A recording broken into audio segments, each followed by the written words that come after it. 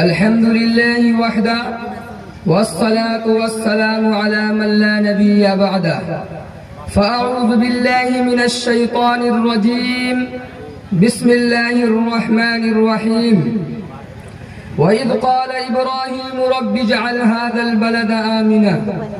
معزز صدر مجلس، حکم صاحبان، اسٹیج پر جلوہ افروز علماء کرام، دور دراز سے تشریف فرما مہمانان اعظام اور دیگر سامعین و سامعات، آج کے اس پر رونق بزم میں میرا موضوع خطابت ہے حب الوطنی. حضرات گرامی قدر، اپنی جائے پیدائش حقیقی وطن اور جائے سکونت سے محبت و الفت اسلام مخالف نہیں بلکہ عین اسلام ہے، جیسا کہ بہت سارے نصوص اس پر دلالت کرتے ہیں.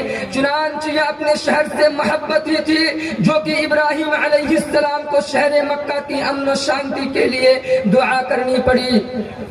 اذ قال ابراہیم رب اجعل هذا البلد آمنا، یہ اپنے وطن سے محبت پر غماز ہے کہ جب مشرکین مکہ نے آپ صلی اللہ علیہ وسلم کو ہجرت پر مجبور کر دیا اور آپ صلی اللہ علیہ وسلم مکہ سے مدینہ جانے کے لیے نکلے تو آشنا در و دیوار کو مخاطب کرتے ہوئے کہا تھا ما اطیبک من بلد واحبک الی ولولا ان قومی اخرجونی منکی ما سکنت غیرک، کہ اے مکہ تو کس قدر بہتر اور خوبصورت شہر ہے، اگر تمہارے مکی تمہارے دامن سے مجھے نکلنے پر مجبور نہ کرتے تو میں تجھ کو چھوڑ کر کسی دوسری جگہ ہرگز سکونت اختیار نہ کرتا.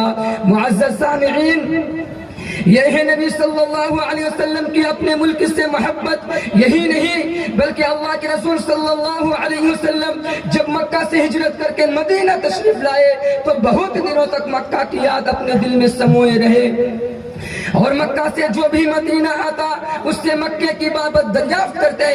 محترم حضرات، ان نصوص سے یہ بات کھل کر سامنے آ جاتی ہے کہ وطن سے محبت فطری عمل بھی ہے اور شرعی عمل بھی.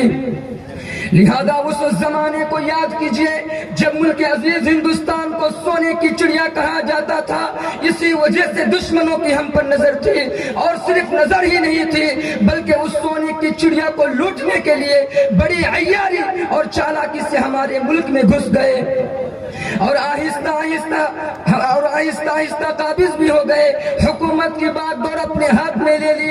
ہم ہندوستانیوں پر ظلم و ستم کے پہاڑ ڈھانے لگے، ہمارے گھر میں حکومت کرنے لگے. تو ایسے وقت میں فطری اور شرعی تقاضا یہی تھا کہ اپنے ملک کی بقا اور دفاع کے لیے کمر بستہ ہو جائیں، انہیں اپنے گھر سے، انہیں اپنے ملک سے نکال بھگائیں اور آزادانہ زندگی اپنے ملک میں گزار سکیں. کیونکہ آزادی بہت بڑی نعمت ہے اور غلامی سب سے بڑی مصیبت ہے. نبی صلی اللہ علیہ وسلم کی بعثت کا ایک مقصد لوگوں کو غلامی سے آزاد کرانا بھی تھا، جیسا کہ اللہ تعالیٰ نے سورہ اعراف میں اس کا نقشہ کھینچا ہے وَيَضَعُ عَنْهُمْ إِصْرَهُمْ وَالْأَغْلَالَ الَّتِي كَانَتْ عَلَيْهِمْ. اور نبی کریم صلی اللہ علیہ وسلم لوگوں پر جو بوجھ اور طاق تھے ان کو دور کرتے ہیں. معزز سامعین، اسی غلامی سے آزادی کے لیے تقریباً 207 سالوں تک مسلسل جنگیں ہوتی رہیں. ان جنگوں کو ہم دو حصوں میں تقسیم کر سکتے ہیں. نمبر 1، 1740 سے 1857 تک لگ بھگ 117 سال ہندوستان کی آزادی کے لیے صرف مسلمان ہی لڑتے رہے. نمبر 2، 1857 سے 1947 تک لگ بھگ 90 سال ہندوستان کی آزادی کے لیے سب لوگ مل کر لڑے.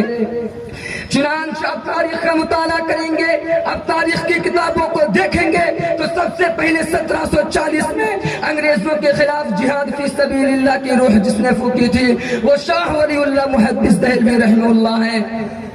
1757 میں 1764 میں بکسر کی جنگ، اس جنگ میں حاضرین خلاصہ یہ ہے کہ کوئی بھی یوں ہی اپنی جان کی بازی نہیں لگاتا، اس کے لیے وطن سے محبت اور جذبہ ہونا ضروری ہے. اور یہ لوگ انہی جذبہ اور محبت کی وجہ سے انگریزوں کے لیے فولاد بن کر جان کو جوخم میں ڈال کر جواں مردی کے ساتھ میدان کارزار میں کود پڑے اور کامیابی حاصل کی اور انگریزوں کو کھدیڑ دیا. اپنے ملک عزیز کو آزاد کروایا. اسی آزادی کو حاصل کرنے میں ہندو، مسلم، سکھ، عیسائی سب کی شراکت ہے. اب کوئی تاریخ سے عاری مسلمانوں کو غیر ملکی کہے یا مسلمانوں کو ثانوی درجہ دے تو اسے جہالت نہیں کہیں گے. تو ہم کیا کہیں گے؟ ہم تو انہیں یہی کہیں گے کہ زندہ تاریخ یہ مٹانے تلے ہیں عدا، ہم یہ زندہ انہیں تاریخ بڑھانے کے لیے.